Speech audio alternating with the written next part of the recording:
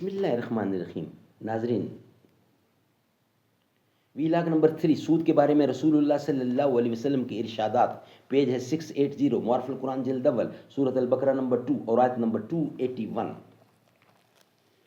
ناظرین، قرآن کریم کا ترجمہ، تشریح، تفسیر، تلاوت ہم آپ کے سامنے رکھ رہے ہیں. اس کتاب کا ٹائٹل ہے معارف القرآن جلد اول، سورۃ الفاتح سے لے کر سورۃ البقرہ، پارہ اول تا پارہ تیسرا، رکوع 8واں. رائٹر ہیں اس کتاب کے حضرت مولانا مفتی محمد شفیع صاحب عثمانی رحمۃ اللہ علیہ، جو کہ مفتی اعظم پاکستان ہے.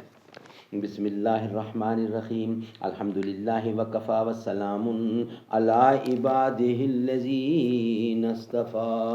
قال النبی صلی اللہ علیہ وسلم خیرکم من تعلم القرآن وعلمہ.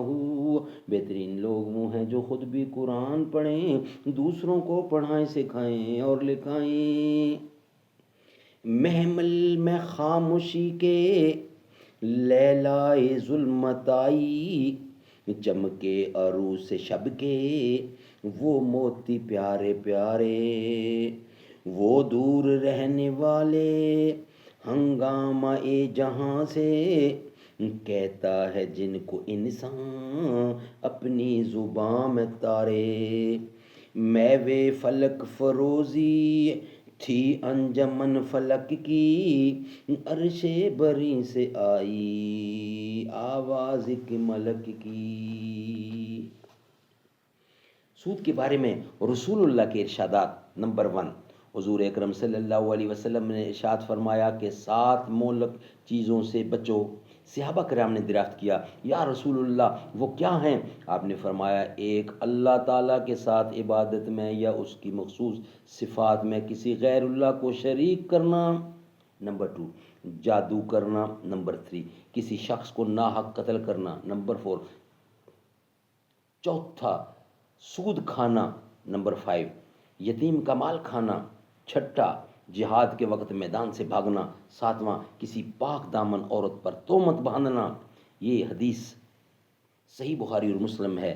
نمبر 2، حضور اکرم نے فرمایا کہ میں نے آج رات 2 شخصوں کو دیکھا جو میرے پاس آئے اور مجھے بیت المقدس تک لے گئے. پھر ہم آگے چلے تو ایک خون کی نہر دیکھی جس کے اندر ایک آدمی کھڑا ہوا ہے اور دوسرا آدمی اس کے کنارے پر کھڑا ہے. جب یہ نہر والا آدمی اس سے باہر آنا چاہتا ہے تو کنارے والا آدمی اس کے منہ پر پتھر مارتا ہے، جس کی چوٹ سے بھاگ کر پھر وہ وہیں چلا جاتا ہے جہاں کھڑا تھا. پھر وہ نکلنے کا ارادہ کرتا ہے تو پھر یہ کنارے والا آدمی یہی معاملہ کرتا ہے. حضور اکرم نے فرماتے ہیں کہ میں نے اپنے ان دونوں ساتھیوں سے پوچھا کہ یہ کیا مواجرہ ہے جو میں دیکھ رہا ہوں؟ انہوں نے بتلایا کہ خون کی نہر میں قید کیا ہوا آدمی، سود کھانے والا، اپنے عمل کی سزا پا رہا ہے. یہ حدیث صحیح بخاری کی کتاب البیوع میں ہے.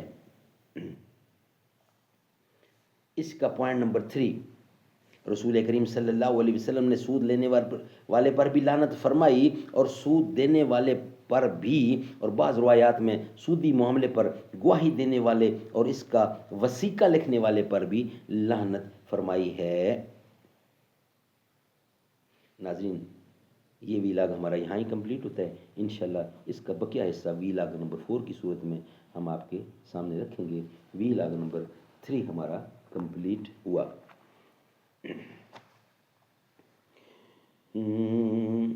سلام تم پر عمر کہ تم نے نبی کا جھنڈا بلند کیا ہے.